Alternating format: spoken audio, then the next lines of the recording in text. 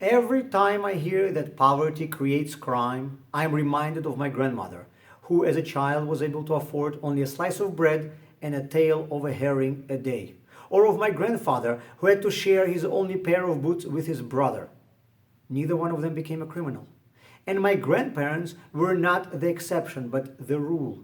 Jewish villages in Eastern Europe were utterly poor. They had no police presence, yet crime was almost unheard of. Jews who met each other for the first time would do business on a handshake. If wealth would help people be moral, then Bernie Madoff and Martin Shkreli would have been saints. Maybe lack of education is breeding criminals? I'm again thinking about my grandparents. Their schooling ended at fourth grade, and they never spoke any language with proper grammar. Most of you could probably say the same about your ancestors. They never went to college, yet they were good and moral people. And their brothers and sisters who perished in the Holocaust were murdered by highly educated German officers. If education would help people be moral, then Nazi Germany, that was the center of arts and science of 20th century, would have been the most righteous country in the world. And nowadays, many terrorist attacks in the US are carried out by people who went to college. The only way to teach somebody to do good is by teaching them good values.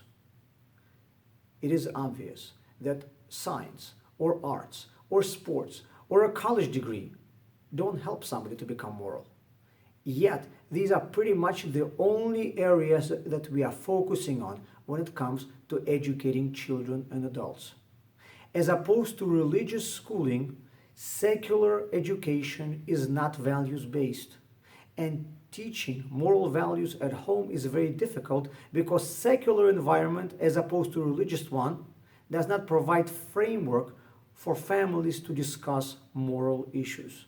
Not only do parents have to be creative in coming up with their own ways of inculcating moral values into their children, they also have to overcome what these children are being taught in school, because secular school is teaching them that there is no absolute right and wrong. We often describe people who do terrible things as animals or crazies. They're not animals. They're not crazies. They're normal humans who are products of a society that is not focusing on teaching good values.